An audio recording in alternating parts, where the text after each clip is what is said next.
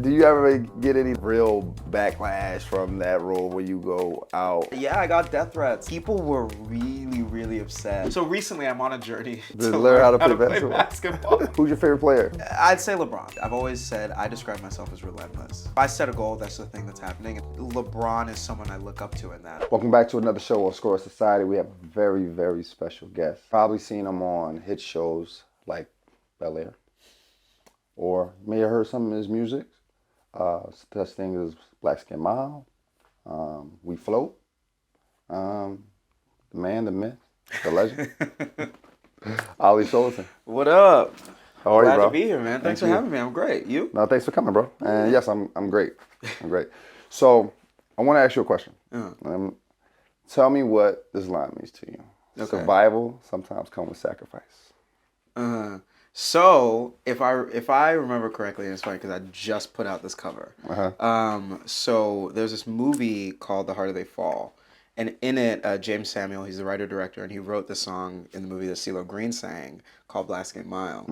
I want to say I saw this movie like 3 years ago. Right. But and it's funny that you bring that up because that line specifically has always really stuck with me. And like, I don't know, life is so give and take, and I think something that I've had to make peace with as I've grown older is like you just can't really have it all. Right. And so success, survival, living, you always have to give up something. Right. And it's always our decision to figure out what we're going to give up. You know what I mean? Yeah.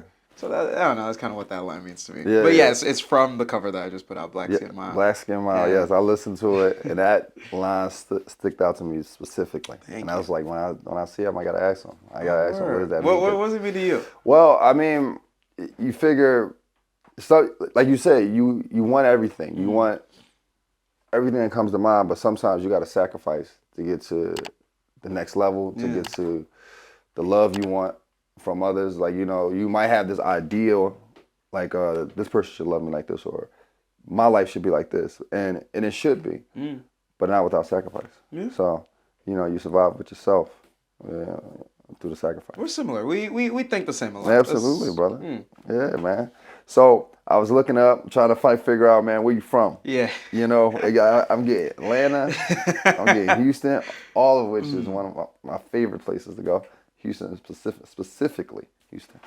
So where you my growing up is complicated. So I was born in Atlanta. Shout out ATL.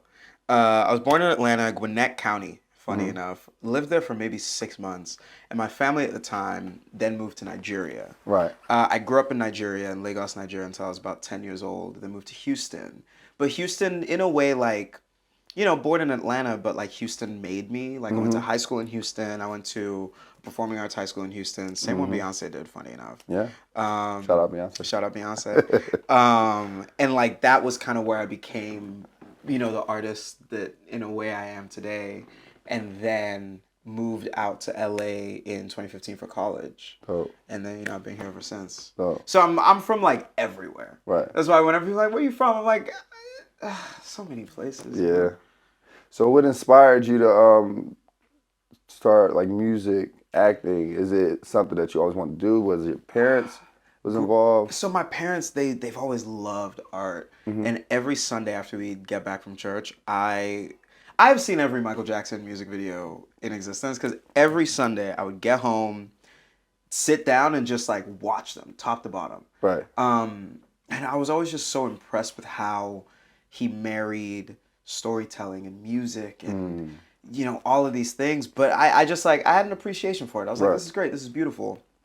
But growing up as a kid, I wanted to play sports, right? I wanted to be a professional soccer player. And was it 2007? It was 2007 or 2008. This movie comes out called High School Musical. Right. And I saw that and I was like, wait a second, what is this? Like, what's this theater thing? And then, you know, fast forward.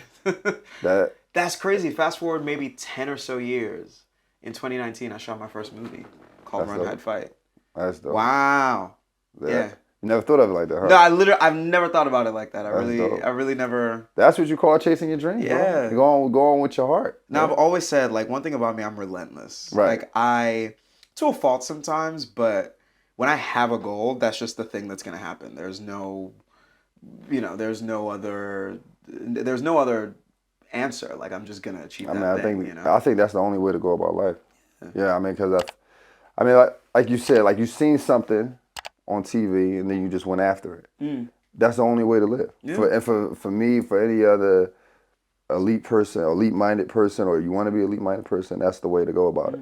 Now, I know that, well, I don't know, but they say Nigerian parents are against the entertainment world when it comes to setting your career. Yeah. Did you have any pushback from your family when you I've been wanted to take this I've been journey? so blessed to have the most supportive parents. Cause yeah, my dad's an engineer, my mom's an entrepreneur, um, and with our community, with our church, with our family, yeah, the idea was always that you're gonna grow up, you're gonna be a lawyer, a doctor, an engineer, and then you're like we swam over here to the United Right. States, not for you to just go do whatever. Like you need to succeed. But I remember when I told my parents, because obviously I was in the performing arts high school at the time, but I was also a huge nerd growing up. Like I programmed computers. I did web and graphic design. Like I was. I don't know if I'm allowed to talk about this. No, talk I about it. would.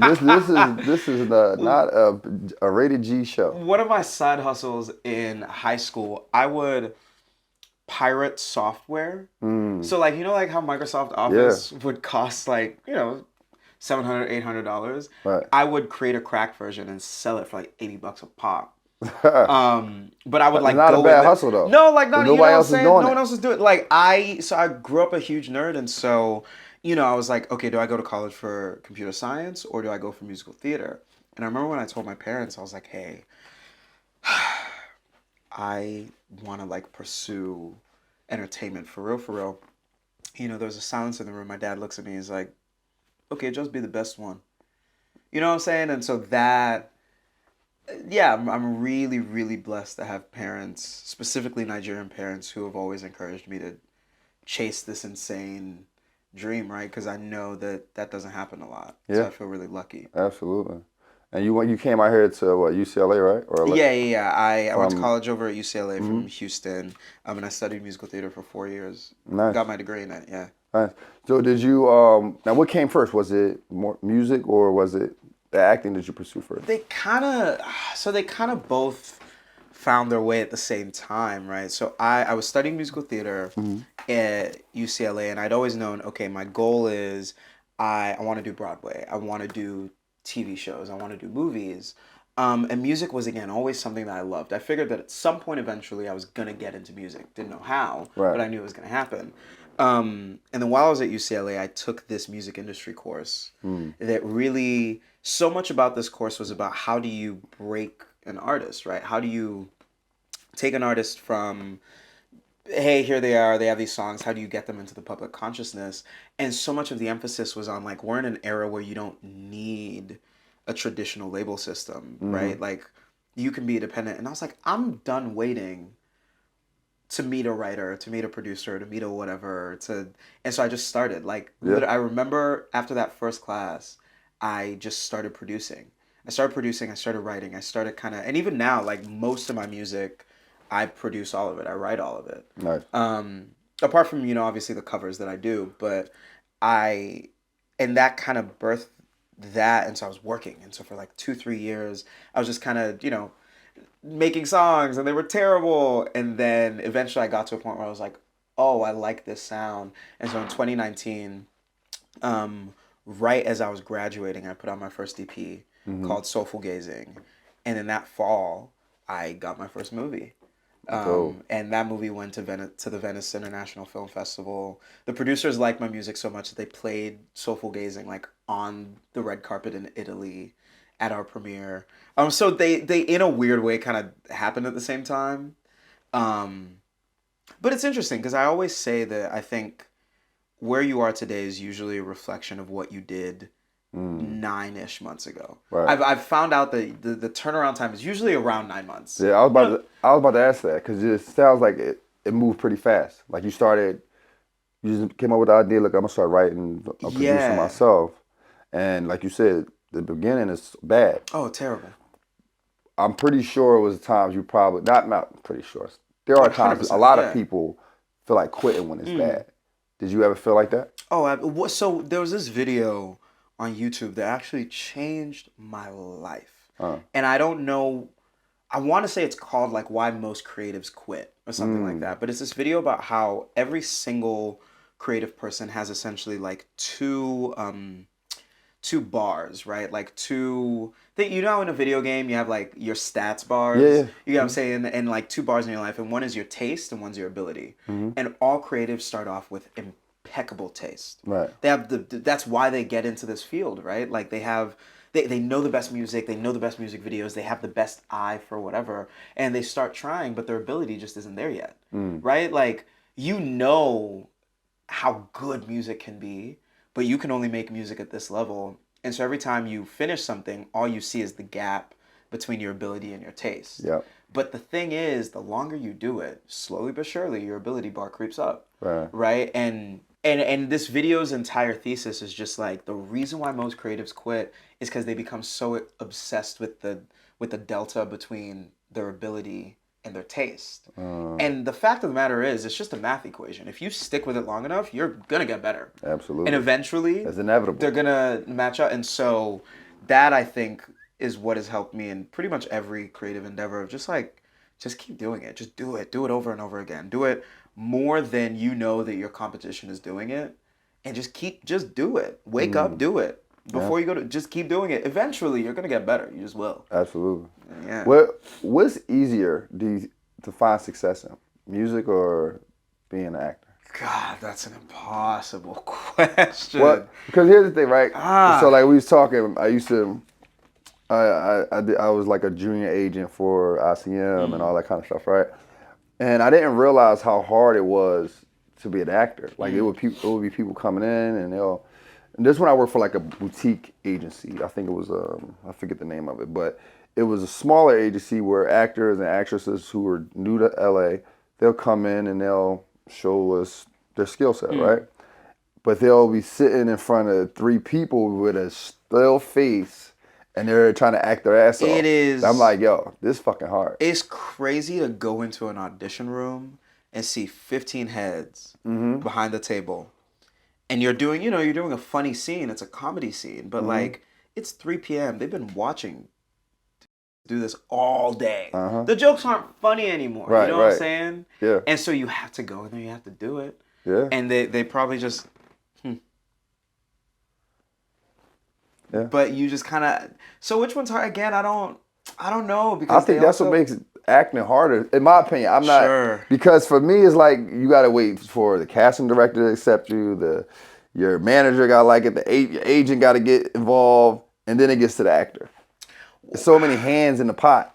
I will say, again, it's hard for me. So I think there's pros and cons, right? I think the thing that I love so much about music is I don't have to wait for other people's permission to do it. You know what I'm saying? Like after this right now, I'm going to go to the studio and I produce myself, I write myself. I'm going to go to the studio, I'm going to finish a song. I don't need to wait for anyone else's okay to do that. Right.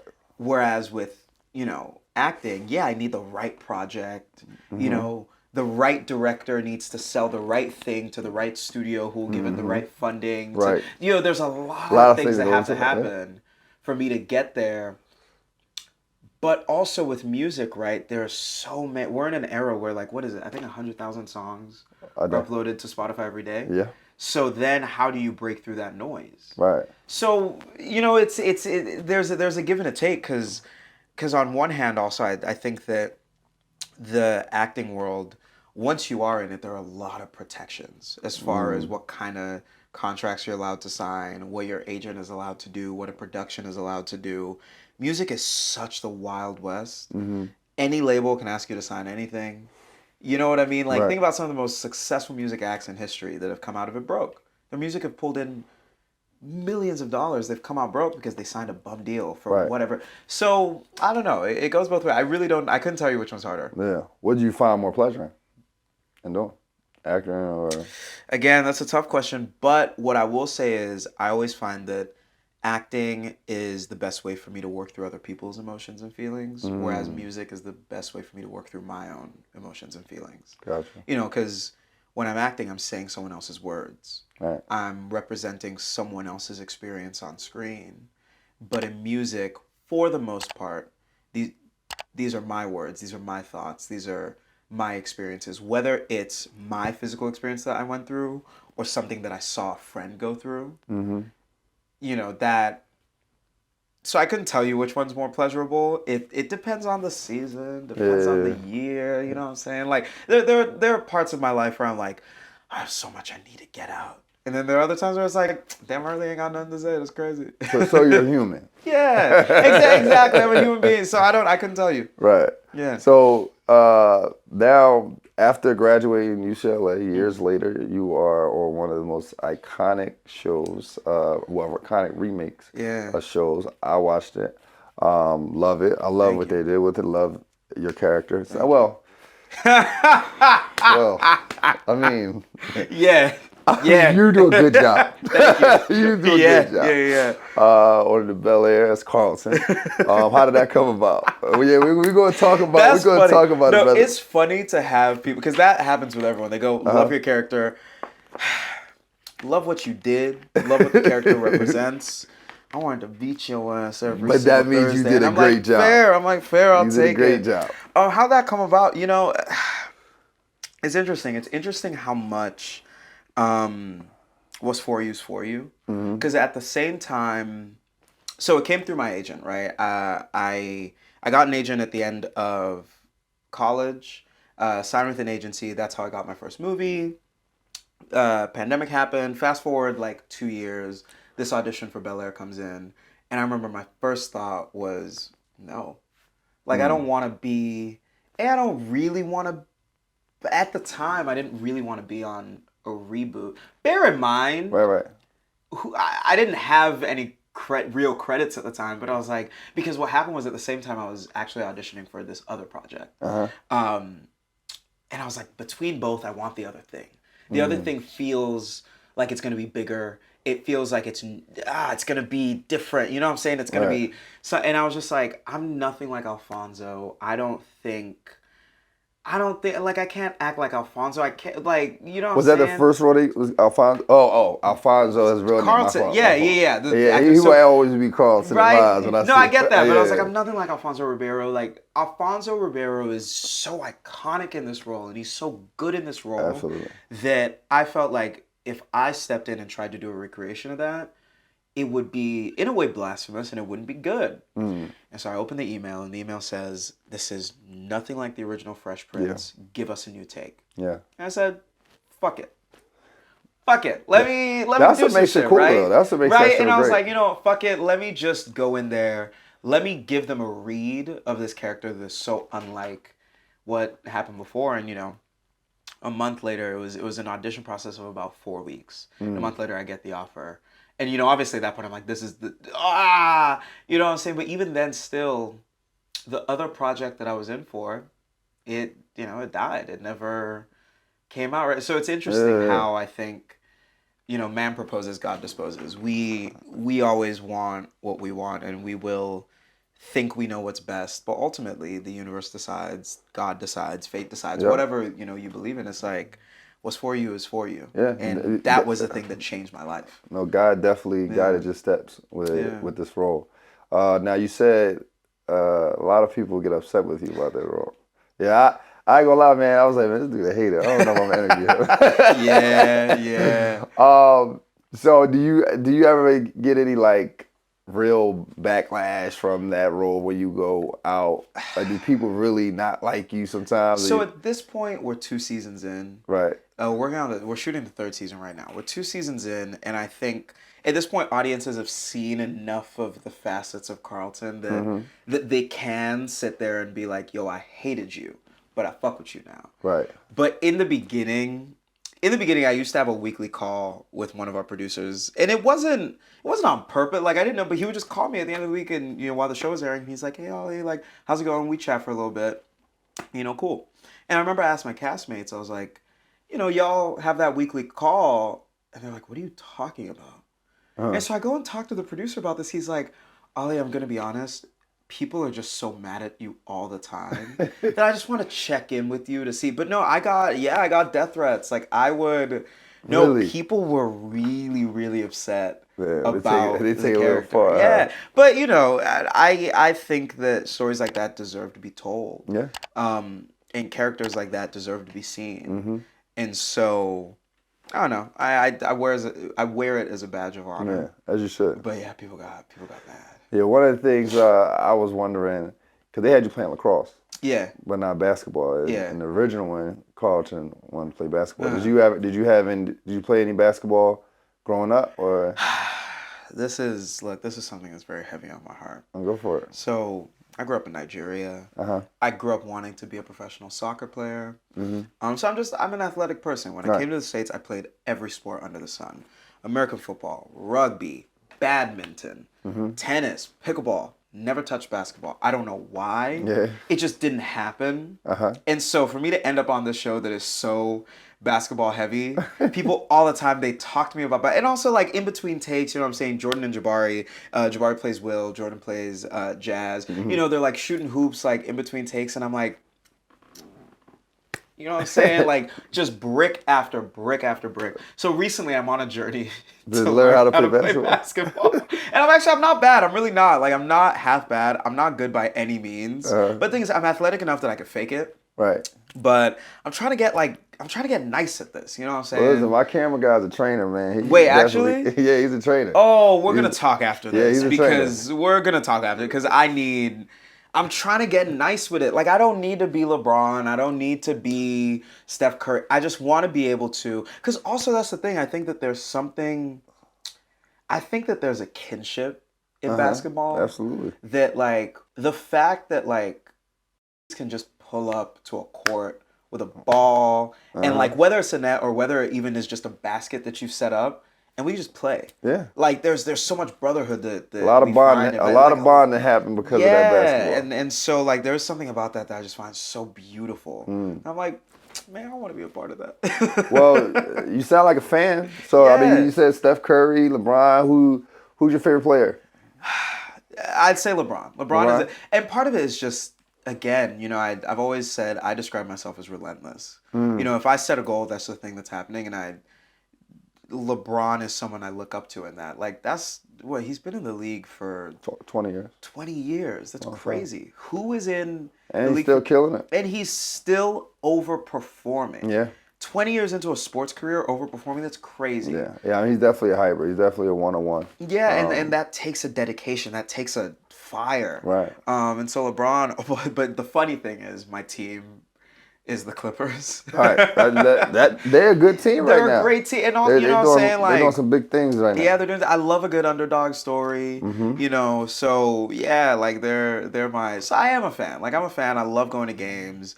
And what's funny is like when I say like I'm so relentless that when I was like, oh, I want to learn basketball, I would hit up Barry and Jordan. I'm like, yo, this Saturday, 7 a.m., meet me at insert court here. And they're like, I'm not going to go play basketball at 7 in the morning on a Saturday. I'm like, why not? That's dedication. You know what I'm saying? Like, I'm like, y'all, let's go to the games. Hey, we can get courtside seats. You know, like NBC has a suite. Like, let's go to that. Like, I want to watch. I want to study the game. Like, I'm sitting there at these games. You don't understand. I'm sitting there and I'm like, explain to me what a technical is. What? Wait, so why? What's that clock going on? Shot clock. Okay, bet. Noted. So he can't. Ooh, that was interesting. So he. Yeah, basketball is pretty easy once you get into it. Once you get into it, it makes sense, but also there's a lot. I don't know. There's a lot. Like shooting is hard, bro. Yeah, shooting is very hard. So hard. So I've been playing my whole life, and I'm still trying to figure it out. You know, there's so much mental stuff in there too. Of like, hey, don't end on a bad shot. You know, don't. There's a lot. There you go. So you got some projects coming up. Yeah. You got some performance coming up at the Peppermint Club, right? Yeah, I'm doing my first show. I'm doing my first ever. Congratulations. Thank you. Because so much of my journey as an artist has been just kind of like honing in on my sound and finding, what do I want to say? How do I want to say it? And also like, you know, what lane? Because like I said, I think music is an oversaturated field right now. And so my question always is, why me? Right. Like, why should people listen to my music? Mm. And so much of my journey has been finding my, my sound. Like, I'm in this very interesting kind of like Afrobeat, R&B, Yeah. sort I of. was listening to your music this morning, Yeah. and I'm like, is it R&B? Is it pop? It's pop, R&B, And I didn't want to Afrobeat. like. Yeah. That's why when I introduced you, that's why I said Yeah. an artist, because I didn't want to like R&B artist, a pop artist. I didn't want to pigeonhole you there. But that's the thing, right? In my heart of hearts, I love pop music because pop as a genre isn't afraid to borrow Right. from different, because remember, pop went through like a rap phase, it went Yep. through an EDM phase, it went through a rock phase. So I love that pop music is so unabashedly like, I like this, I'll take these 808s, I'll take this, that, Yeah. And so ultimately, I'd say I make Afro pop. Right. Like, there's such a heavy Afrobeat influence in it. But again, like, I grew up listening to so much R&B, so that's in there too, right? Right. But yeah, I have my first concert in LA. It's gonna be at the Peppermint Club on May 24th. May 24th. Make sure you're there. Yeah, slide through. It's gonna be really fun. A lot of these songs that I'm gonna be playing, it's gonna be the first time that I'm playing this for an audience, right? Oh. So I'm a little nervous Yeah. because it's one thing to have people listen to it in their headphones, and that's a very intimate experience. But now to go into a room and sing it to people, that's even more intimate. Yeah, I was going to ask that. Do you ever get nervous when you're performing in front of people? I don't believe in nerves, Uh-huh. and let me explain. Go ahead. It was either a video or an article that I was reading that's like, so your body doesn't actually know, physiologically, it doesn't know the difference between nerves and excitement. It does the same thing. Right. You get a spike in adrenaline, your heartbeat goes up, you start sweating. Very true. Functionally, it's the same. The only thing that's different is your mindset, right? Like, the only difference between nerves and excitement is what you think this means. Right. And so, for me, it's like, I'm so excited. I don't, I actually, right before I got back to LA in January, I was in New York for about 6 months. I was doing a musical out there. I was doing this off-Broadway show. And that's 8 shows a week. Shit. 8 shows a week every night. Like, They got you working. yeah, like my voice was tired sometimes, and it's like, oh, you nervous? Nah, I'm just excited. So I think I'm at the place now where I'm more overwhelmed with excitement to share my art. And yeah, I think there's something really intimate about a group of people experiencing art together. Right. And then for me to be the conduit for that art to come out, oh my God, I'm so excited. Are you going to perform A Lot of Me? You know what's funny? That wasn't on the set list. Lie to Me. What inspired that song? Because I was listening to it. I'm like, I can relate to this. There's A Lot of Me. You don't gotta. Dang, maybe I'll add it to the set list, low-key. So at the time, there's this song by Bonnie Raitt called "I Can't Make You Love Me If You Don't." Right. And the second verse goes, I'll close my eyes so I cannot see the love that you don't feel when you're holding me. And essentially that entire verse is her being like, look, I don't even want to acknowledge that you don't love me. So like, let me just, please, like, yo, let's just vibe, twin. Like, you know what I'm saying? And there was something about that was just so poignant. Like, you know what I'm saying? Survival comes with sacrifice. One thing about human beings, we will try to get to tomorrow. Yes, sir. And so there is a lot of love that I think has to do with delusion, that has to do with a certain extent of like, this will be okay, this will be okay. And so I don't know, it was something about that. It spoke to me. Maybe it's where I was at the time. I don't know. I tried to collect inspiration from just anywhere. And that specific second verse, I sat down and I wrote "Lie to Me." And dang, I didn't know that song like touched people like that. Shit, no, I like add it. To the set list. Like, listen, bro, I'm a person, a music listener who listens for feel and things I can relate to. Yeah. And that song I can relate to. We Flow. Is that We Flow? We Flow. Yeah. That's a vibe. That's another great record. That's a vibe, bro. That's another song that's interesting because like, what genre would you put that in? I'm gonna go pop. You would go pop? Yeah. And see, that song to me, I wanted something that felt like a rock song. You know what I'm saying? I wanted something, because I agree, it's pop. Like, I put it in pop, but it felt like a rock song with some of the melodies I use are very R&B. Yeah. Is it, like, I don't know, I love just kind of, and then there's this heavy synth kind of, that's the thing, I love synthesizers. Mike Dean is one of my biggest inspirations Word. as a producer. That's what's up. Are you familiar with Mike Dean? No, I'm not. So he, like, all of Travis's stuff, all of Kanye's, like 808s and Heartbeats, just that heavy synth. That's Mike Dean. That's his work, and so he inspires a lot of my production. I gotta look listen to more of No, his he's stuff. one of those people that it's like, oh, I don't know Mike Dean, and then you look at everything he's worked on, and you're like, I know Mike Dean. Yeah, especially he worked with Kanye and Travis. Yeah. Oh, you know Mike Dean. Oh. Anything? So what else you got for us, man? What else? Anything else coming out? What else? Actually, I'm dropping a song this coming Tuesday. Dope. Yeah, April 30th. What's it called? It's called Wish Wish. Wish Wish. Yeah, Wish Wish. I'm dropping it on... Oh, that's why. You know what? I tried to download it and it wouldn't download. It's a pre-save link. Yeah, okay, gotcha. Yeah. All right. So it's coming out this Tuesday, April 30th. Go stream it. It's a great song. That song, so right now, something that has been kind of like on my heart a lot, since the show, my life has changed so much in so many ways. Yeah, I looked at your Instagram. It looked like you got like a cult following. Yeah, like, you know what I'm saying? I'm like, people love me. That's crazy. And then, but it's this interesting thing that I've been trying to reconcile, right? Of like, if people love me for the work that I do they really ever know me? Do they really ever get to know me? Or do they just love what I provide for them? Right. And the answer is yes and no. Right. It's a little bit of both. And so there's this kind of project that I'm working on. I don't know when it's coming out, but it's kind of all about, how life in the public eye, like all that glitters isn't gold, right? How life in the public eye is such a blessing. And this is everything I've ever wanted. But not only does it come with so much responsibility to yourself, to stay true to who you are, stay true to why you actually started this, but also I think a responsibility to the people that look up to you. Yeah. It's so important that I set a good example for what it means to be a young Black man in this industry, right? It's so important to me that I set a good example for my little siblings. I have a younger sister and a little brother. It's so important to me. There's this thing my parents always say to me, and they say it in Yoruba, but in English it translates to remember the last name that you carry. And so it's so important to me to, stay responsible for my last name, for my lineage, for those that have come before me, for those that are coming after me. But it's hard to do in an industry that I think rewards a lot of things that aren't real.